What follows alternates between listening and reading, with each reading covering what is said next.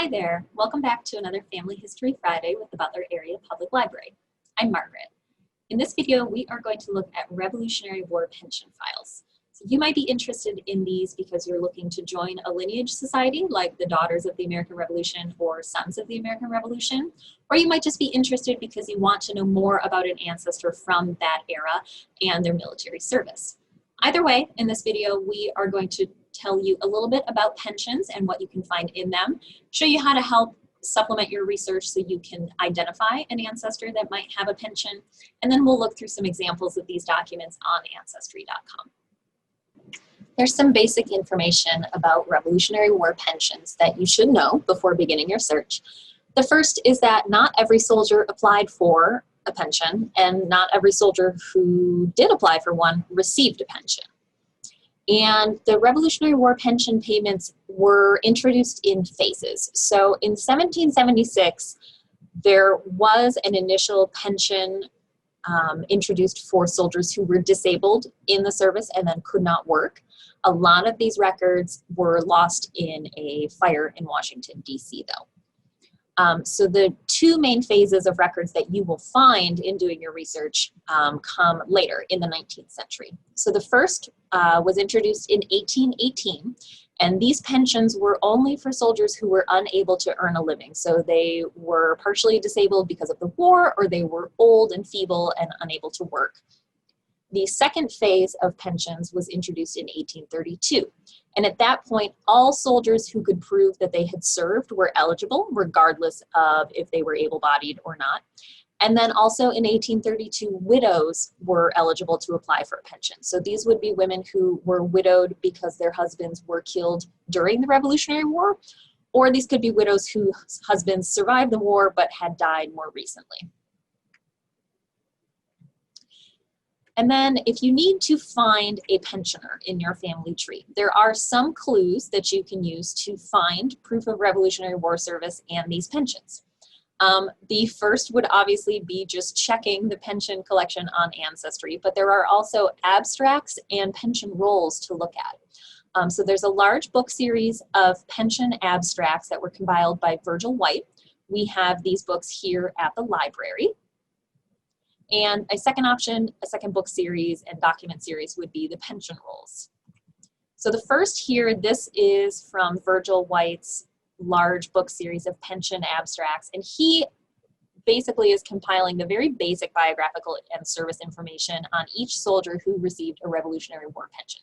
So certainly you can come into the library, check this alphabetical list, and see if you recognize an ancestor. The pension rolls, these are the official documentation of the regular payments throughout the year that went out to pensioners. And it has a little bit more information, including their rank, how much they were being paid, what regiment or what state they served with when they started receiving a pension, and any other notes. These documents are on Ancestry, and you can also find print copies of them in book series here at the library. Another clue that you can use to try and narrow down if you have a pensioner in your family tree is to check the 1840 census. So if your ancestors were still living in 1840, they might have been a bit older, but they very certainly could still have been alive, there is a notation on the 1840 census to help you. So you'll want to flip to the second page of the census, where there's a column asking for the specific name and age of any pensioner in the household. So here's one example of what that would look like. Here's that column and the name and the age noted.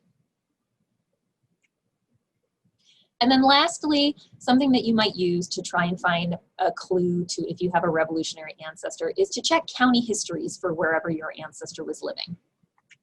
So you can see here, this is an excerpt from the 1895 Butler County history, and there's a list of a lot of early settlers who had Revolutionary War service. Now, these county histories were compiled a considerable time after the fact, and a lot of times the information was compiled either by a local historian or submitted directly by family members who were descended from this individual. So certainly you'll want to just use this as a baseline to then check for actual documentation, because there may not be good proof of this service, or even if there is, these individuals may not have applied for a pension. Now there's three types of Revolutionary War pensions. There are pensions for survivors, widows, or rejected pensions. And the pension number on each file will have a letter at the beginning of the number to help you understand what kind of file it is. So if the pension file begins with an S, that's a survivor pension. That means it was applied for by a person who served in the war and was still living. A widow's pension, like I mentioned before, is a widow of a Revolutionary War soldier who either was killed in the service or survived the service but has since died. Those pension files will start with a W. And then lastly, there are rejected pensions. So a survivor of the war or a widow might apply for a pension, but the US government decided that there either was insufficient evidence to actually prove that they were who they said they were, or to prove that they had served, or perhaps there was just outright some kind of fraudulent activity happening. Regardless of what that is, all of those pension files will be labeled with an R at the beginning. So those letter designations are going to help you understand the context of how that pension file was created. So before we go look at some examples of the actual documents, let's cover what you might find in a pension file. So of course, there's going to be proof of service. There's going to be some written testimony from the applicant detailing when they served, who they served for, and where. There will probably be some information about their family, especially survivors, so probably a spouse, and information about children. There may also be personal information about where the applicant was born. You'll also find written affidavits from friends proving that they will testify that the pension applicant is the person that they say they are. And then you'll find other miscellaneous correspondence between the pensioner and the United States government representative who was handling their case, and any of those other affidavits from friends, any correspondence related to that. You might even find some relatively more modern correspondence in the file. Towards the back, you can sometimes find letters written by people who were requesting access and copies from these pension files for their own personal research. So you might see requests from the 1930s, 1940s of people who wrote to the National Archives doing research on their own lineage.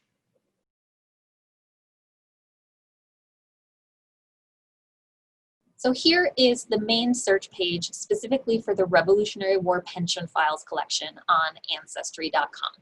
You can search these records on Ancestry and the Ancestry Library Edition, and you can also find them on Heritage Quest, which is available to you as a Butler County Library card holder. Now you can do a search by name or name and location here for your Revolutionary War ancestor, because these files are indexed by the pension applicant. But if you're having trouble, you can also browse through the records. So by using the Browse This Collection box here on the right-hand side, all of these pensions are simply arranged alphabetically by surname. So you might choose the letter, and then the range where your name would fall alphabetically. And then within those, they will be organized by the state that the person served in. So let's take a look at some pension file examples. This first one is going to be for John Reed of Pennsylvania. And in the right-hand corner here, we can see that the pension number is S25391. And we know that that S means survivor. So this John Reed who is applying is the Revolutionary War serviceman. Now, when this record opens, you're just going to see this index card at the front. And we need to remember, as smart researchers, that often records are multiple pages and we're simply seeing the first page. So this is where we want to utilize either our left and right navigation arrows or look at that film strip at the bottom of the page here to make sure that we're not missing any information. And when I open up that film strip, we can see that although this thumbnail here is for this generic index card that simply tells us the state, the name of the applicant, and the file number, there are lots of pages in this file. In fact, it continues on for quite a bit. So always make sure that you're checking to make sure that you're not missing information because you're only looking at one image. So let's look at what's in John Reed's application file. Often you will see the first page say this typed page that is selected record. There are two sections in a lot of pension files, one called selected records and one called non-selected records. This is a very arbitrary filing choice that was made by the National Archives when they microfilm these. And it does not necessarily mean that the stuff in selected records are the only important documents. So make sure that you look at the full file, and we'll see some of that in a second here. So what we see first is this old tattered page, which is the sort of summary document for John Reed's pension. So we can see from the text that is surviving around this tear that it was from Pennsylvania for John Reed. It has that pension file number. It has information about who he served under and the terms of his pension, how much he was getting paid, and when he was put on the pension rolls, and his certificate information that came from the government. Further on in the file, we get John Reed's personal application statement for this pension. So we can see that this is a long written document. And it gives information. So he is filing in August of 1833, and he's going to provide information about his time in the service. So we can see here that he enlisted in 1776, and then we have a long written summary up through 1781 of his activity during the war, when he was in the service and when he was out, and what activities he was involved in. So as we're looking through here, we can see that they were conveying hospital stores at one point, and there will also be some information about any battles and actual action that he saw. So make sure you're reading through this to get an idea of what your ancestor was doing during the war. And we see here that this continues on to almost a full second page. Also down here towards the bottom, we have John saying that he was born in Moon Township, Northampton County, Pennsylvania on January 27th, 1754. Now we know from some of our prior videos that I've done that Pennsylvania did not have birth records that early, so certainly having testimony directly from the person of his birth date and birthplace is going to be really helpful for you in filling out that family tree. And there's an additional note here that there was a record of his age written in a family Bible. So maybe we don't know what has happened to that family Bible in the ensuing centuries, but there was one that his birth was recorded in. Moving further along here in his file, we can see that we come to that non-selected records divider. And again, that doesn't mean that the stuff coming after this is unimportant. In fact, there's some very interesting records in here. The first is this letter dated from 1905. This is from a researcher who wrote to the Pension Commission looking for research information on this John Reed. So again, we might just see some interesting 20th century correspondence in here. But as we continue looking through here, this was written in Pittsburgh in 1871, so it's a bit older. And in reading it, we see that this is being written by the direction of a Mr. John Reed, an aged and blind man. He says his father died in 1835, aged 84. He was a soldier in the Revolutionary War. So from context, we can figure out that the person writing this letter in 1871 is the son of our Revolutionary War veteran, John Reed. He just happened to also name his son John. So we have sort of a John Sr., John Jr. situation going on. So John is writing, he's testifying with a probable date of death for his father. And from reading through this, we understand that he is writing to become eligible for pension payments as the heir of this Revolutionary War veteran. So now we have 2 generations worth of information here, as well as being able to place John Reed Jr. in Pittsburgh. We know that he's blind at this point. This letter on the second page says he's been blind for 15 years. He's over age 65 now, and he was the youngest of 10 children, all of whom are dead except for this John, the writer, and an older brother.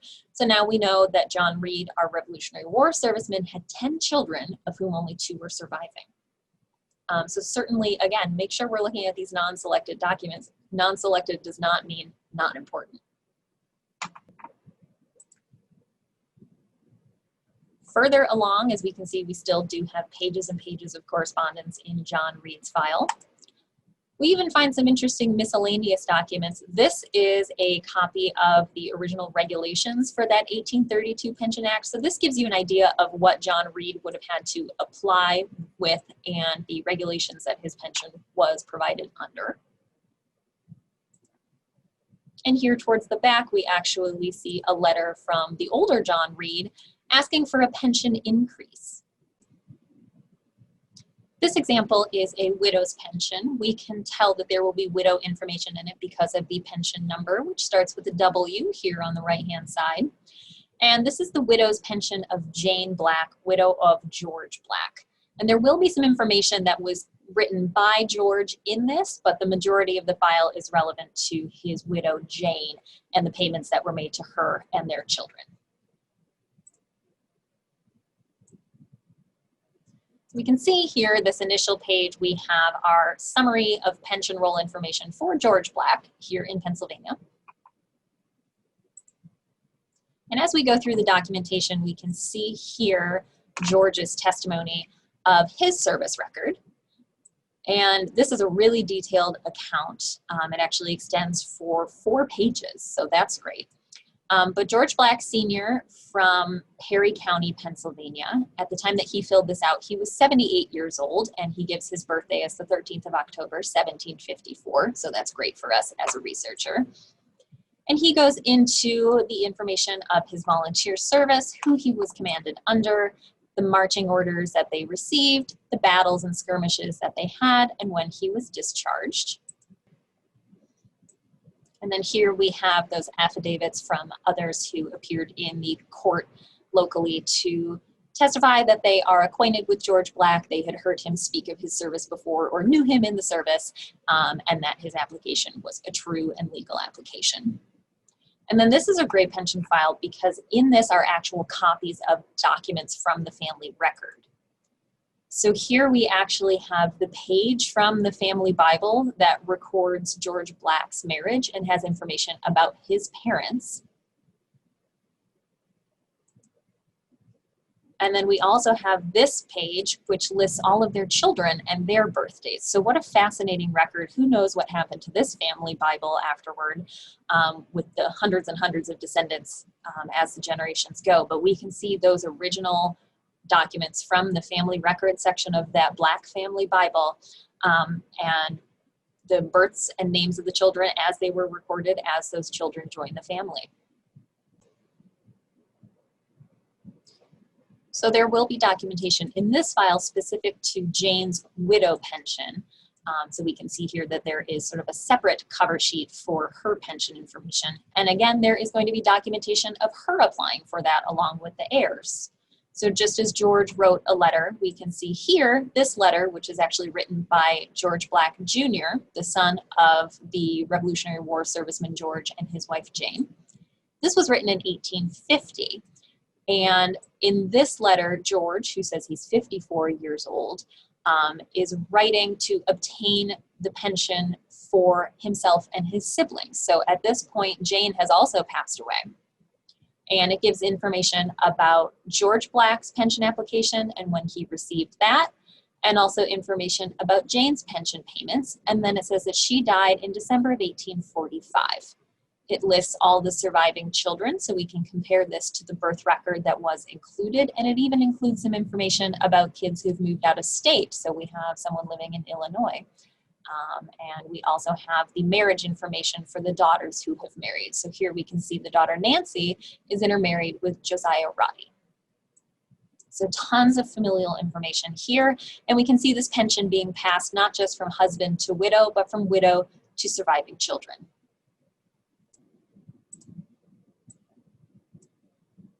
Our last example, we'll be looking at an example of a rejected pension file. So this is the file for Benoni Hoskins, who served in Massachusetts and Vermont. And we can see here, because of the R preceding his file number, that this file was ultimately rejected. But just because you see a rejected file doesn't necessarily mean that it is not good for research, or even that the person wasn't a serviceman. There just may not have been sufficient documentation for him to receive a pension. So let's take a look at this one. As we can see here, looking at Filmstrip, There's a considerable number of pages here in Mr. Hoskins' file. And here is the start of a multi-page letter from Benoni Hoskins testifying to his service, that he was 3 months as an ensign and commissioned as such. It gives some dates of his service and where they were, the captains that he was with, although there is information later on that says he cannot recall the particulars of some of his service. So that is where we start to have a problem here for Mr. Hoskins. And in the middle of this documentation, we can actually see a copy of his original appointment. So as we can see, he's not necessarily falsifying the fact that he served, he just doesn't remember all the details, and so the Pension Commission is struggling with his file.